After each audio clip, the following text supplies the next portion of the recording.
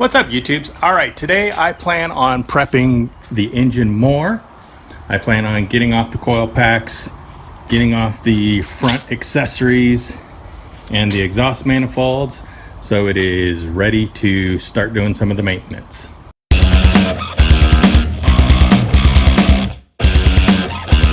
Can I be like every other YouTuber? Look at my dog, Yoshi. Oh, Yoshi. Yeah, Yoshi.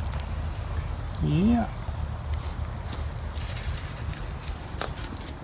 See, Yoshi. All right, the coil packs and the coil pack, I don't know, holder. They should be universal, but I went ahead and labeled driver side and passenger side. No sense in mixing them up. I mean, no sense. It's not a big deal. I'm just marking it. All right. So to get these off, you have 1, 2, 3, 4, and 5. And these are 10 millimeters. We'll go ahead and get those off.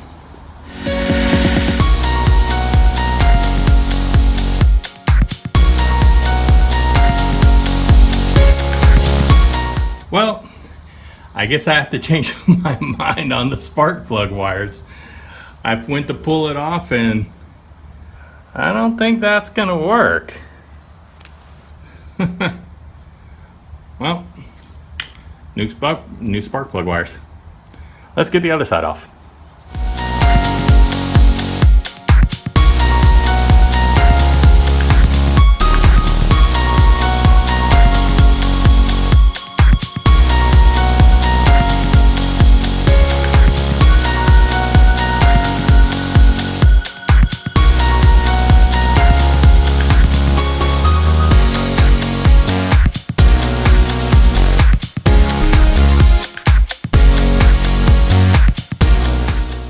If you look at the way these are done, you have 4 to have the screws in the other. They have the screws on one side, the nut in the middle, and then more screws.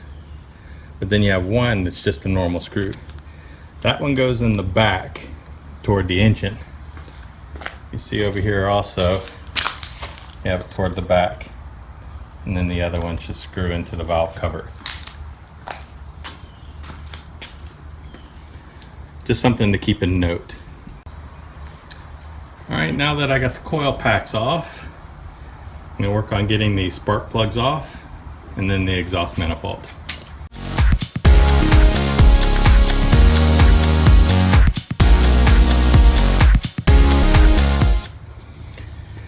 Now, I don't know if this is the design. It would seem a little odd, but when I pulled these out, the springs came popping out. I would assume that these are supposed to be held within the housing. So these spark plugs obviously are all shot.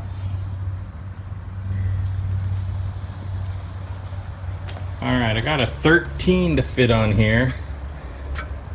That's the import size. Let's see if we could get American size on there.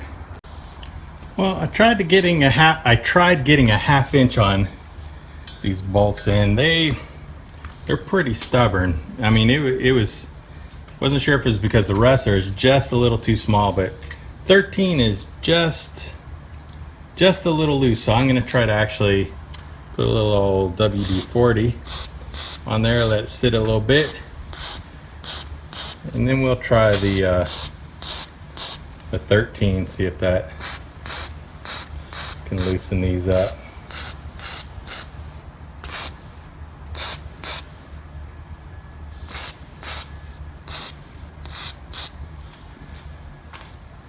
I also plan on giving this engine a really good cleaning. Well, that looks like it was stripped and it's inside the head. Hopefully we could get that out. That sucks. That is not fun.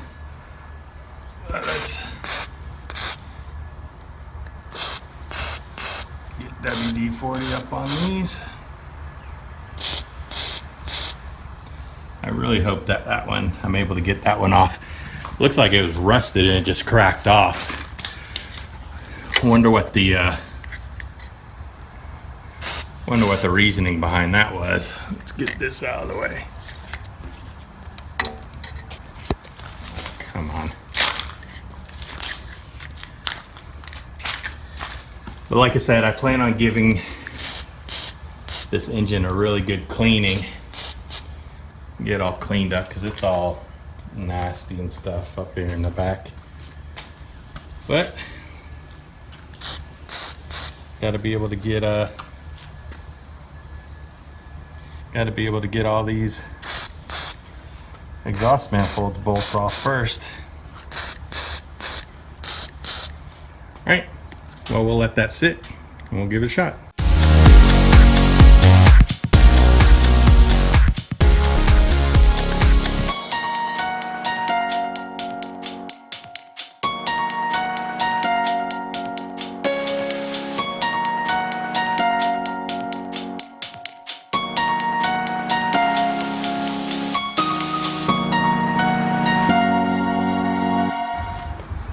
All right, to get the passenger side header off, you have to take the dipstick out and take this bolt off up top. It's not enough room to slide it out for this long arm. So all you got to do is yank and pull it out. It comes out from right there, and you can just pull the header off. Now I did, by accident, I snapped one on this side also. These are really, they felt really soft or rusty, crusty, old exhaust manifold bolt. They definitely, I need to get some new ones for that. But it was turning, so I should be able to get a vice grip and be able to turn that out slow. Just for some information, the casting on these heads obviously are the 241 castings. And let's get the other side. I'm hoping if I go slow, I won't snap a bolt. I snapped one on the other side. There's the first one over here that's already snapped, which sucks, but I haven't tried to get it out. I think maybe if I go slow, kind of let them out even, maybe I can avoid snapping anymore. I will have to get new bolts because these are crusty. I mean, they feel like they want to just snap off. Even now, just doing a nice and slow pull.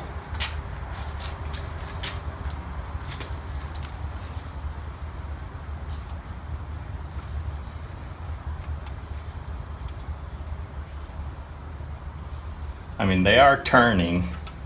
Even the other one on the other side that ended up snapping, it did start to turn. I think I just turned it too fast and it just popped right off. So hopefully, like I said before, with a good set of vice grips, I can clamp down on it and slowly turn it out. If not, I'll, drown it in some more WD-40 or PB Blaster, or I have some stuff that makes it really cold that's supposed to shrink it, and then you'll be able to pull it out. So I'll try all those in progression.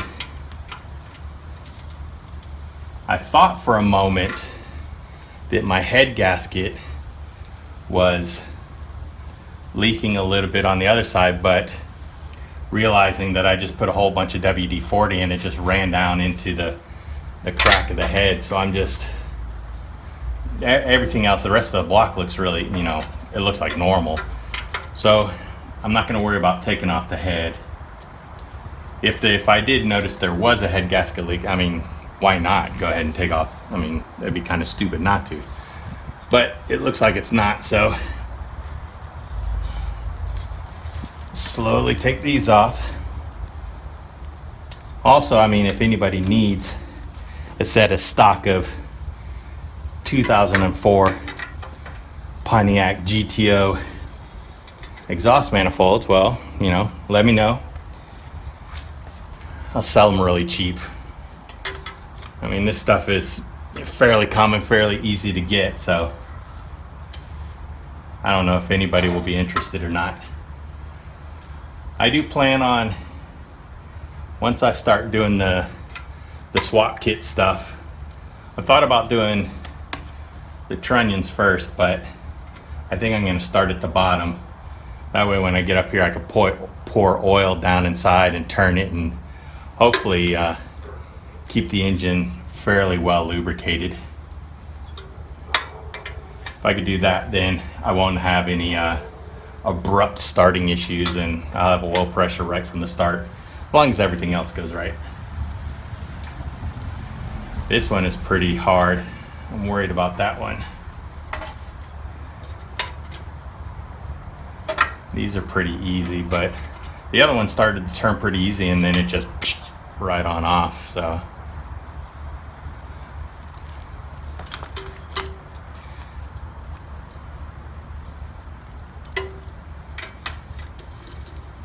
All right, after I get these exhaust manifolds off, I guess I'll head to the front. I had to take this EGR stuff off. I looked when I went to some people's when I went to the drift event, I was checking out people's vacuum and how they were handling it, and they just had this EGR thing capped off, which will be pretty nice. I didn't notice this. This is capped, but I don't know if that was capped from the factory or they did that where I picked up the engine or not. But I did notice the other one on the other side was, it was actually, the exhaust manifold port was going into the throttle body, so I'll make sure to keep that the same. Also got to take off the spark plugs. I don't want those shattering inside. Those can cause a lot of issues if you don't get those out right, so I'll get those out before I start moving the engine around. They're exposed once you get the exhaust manifolds off, and they easily just break, and who knows what could happen after that. I was looking down inside the cylinder head. I was looking at the valves, and the valves are really white. They look like they got really hot, and I'm guessing that they'll be okay. Like I said, I don't plan on getting into the head at all unless I have to. Let's skip to a time lapse because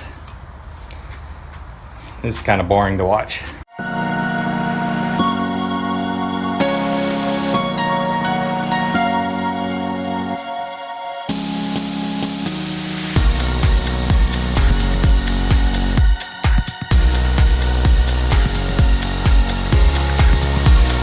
Because we're using a different mount kit, I don't need these engine mounts from the GTO anymore, so you take these off.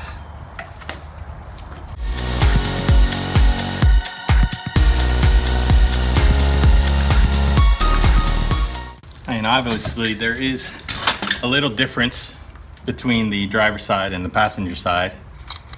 On the passenger side, you have the one up here. You have one on the side this time, and then one down underneath.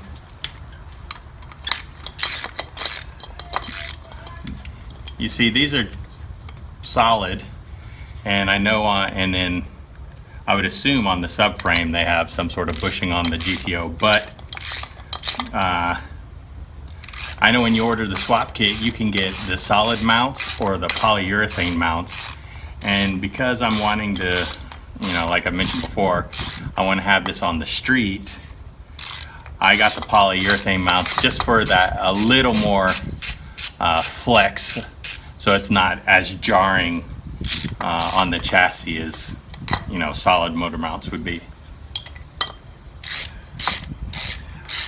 I also have the AC compressor here, and when I ordered the Wiring Specialties harness, I got it with the AC, the addition with the AC wiring. And I have to look into that. I think most of it's plug and play. I think you need to make a bung or make a connection in your hard lines for one of the things for the LS engine, and then obviously you probably need the, you need to mate onto the compressor itself. All right, well, those are the motor mounts. Again, if anyone needs some 2004 Pontiac GTO motor mounts, hit me up, let me know.